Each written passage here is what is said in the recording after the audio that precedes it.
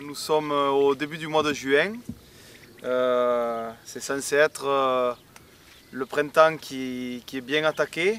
Bon, on a les vignes qui ont 15 jours de retard. Nous avons eu une pluviométrie inhabituelle.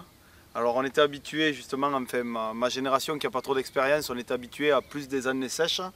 Et bien voilà, nous sommes revenus sur une année pluvieuse, voire très pluvieuse. Donc la vigne accuse au moins 15 jours de retard. L'année dernière, à même date, la floraison avait débuté. Cette année, elle n'a pas du tout commencé encore. Nous avons eu quelques éclaircies avec des chaleurs qui avoisinent les 30 qui ont permis à la vigne de pousser vraiment d'un coup.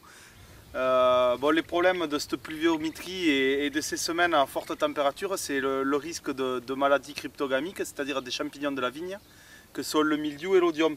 Donc cette année, la lutte phytosanitaire, la lutte c'est-à-dire pour protéger les plantes, au travers, pour ma part, de méthodes plus ou moins chimiques, est importante en quantité, pas forcément, mais il faut néanmoins être très vigilant et intervenir toujours avant les pluies. Et, bon, pour l'instant, j'en suis à 3 interventions, certains de mes voisins sont à 4. Bon, la dernière a été très riche en soufre, c'est ce qu'on peut voir sur les feuilles, c'est pour ça qu'elles ont ce voile blanc. Le printemps, c'est la saison de l'éclaircissage. Donc ici nous sommes dans une vigne de merlot.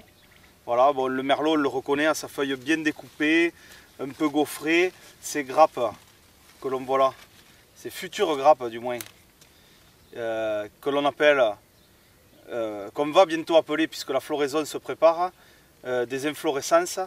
Donc les bourgeons, chaque petit bourgeon, chaque petit grain est une future fleur et potentiellement un futur raisin. Voilà.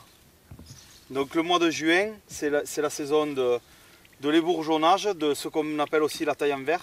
À cette saison, voilà ce que nous allons faire. Cet œil qui est dessous, qui pousse à l'envers, nous allons l'enlever. Quand on l'enlève, on voit qu'il n'a aucun raisin.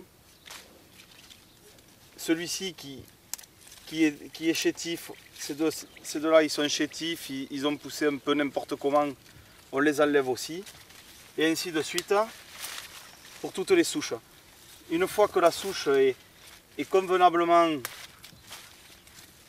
ébourgeonnée, on peut s'apercevoir qu'elle est de suite beaucoup plus aérée et que les futurs raisins auront beaucoup plus d'air pour éviter notamment la pourriture.